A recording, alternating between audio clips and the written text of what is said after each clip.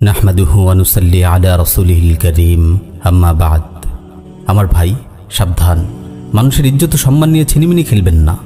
আজ আপনি অন্যের সম্মান নষ্ট করছেন, একদিন আপনার সম্মানও বিনষ্ট হবে। কারো ব্যাপারে অপবাদ রটানো হলো আর আপনি কোনো ধরনের দলিল প্রমাণ ছাড়াই হুট করে তা বিশ্বাস করে ফেললেন। এমন মারাত্মক ভুল যেন কখনো না করেন। মানুষের স্বভাবটা এমন যে সে সব সময় অপরের কুৎসা রটনা করে বেড়ায়। তাই শোনা কথায় কারো মান মর্যাদার পেছনে পড়বেন না। মনে রাখবেন, কেউ মিথ্যুক হওয়ার জন্য কেবল এতটুকুই যথেষ্ট যে সে যাই শোনে তাই বলে বেড়ায়।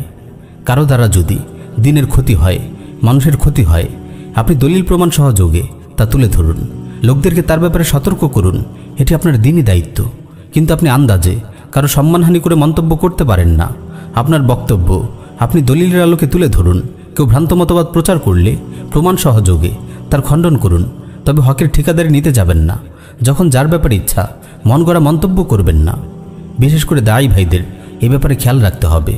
আমরা অনেক সময় দাওয়ার কাজ করতে গিয়ে বিরুদ্ধ মতের অন্য দায়ের প্রতি কুৎসা রটনা করি, তাদের বিরুদ্ধে অপবাদ দিই, তাদের ইজ্জত সম্মানের উপর আঘাত করি।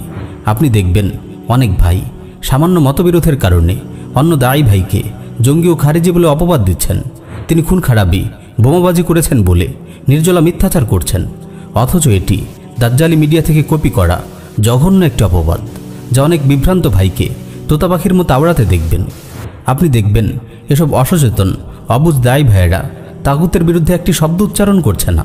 যে তাগুত আল্লাহর বিরুদ্ধে 24 ঘন্টা যুদ্ধে লিপ্ত, যে তাগুত আল্লাহর জমিনে আল্লাহর বিরুদ্ধে বিদ্রোহ করেছে, যে তাগুত সমাজকে পাপাচার ও অশ্লীলতায় ভরে দিয়েছে, যে তাগুত মদ ও জেনার লাইসেন্স দিয়েছে, যে তাগুত পুরো জাতিকে শিরকে লাগিয়ে রেখেছে, এমন নিকৃষ্ট তাগুতের সমালোচনা আপনি তাদের মুখে শুনবেন না।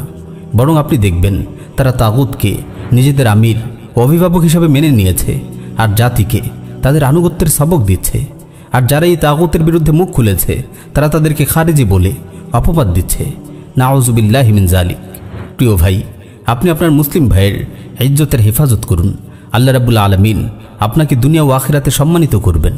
আপনি দেখবেন যারাই আল্লাহর বান্দাদের মান সম্মান নিয়ে টানাটানি করেছে তারা দুনিয়াতেই লাঞ্ছিত হয়েছে। আল্লাহ তাদের সকল দোষ ত্রুটি প্রকাশ করে দিয়ে তাদেরকে মানুষের সামনে লাঞ্ছিত করেছেন।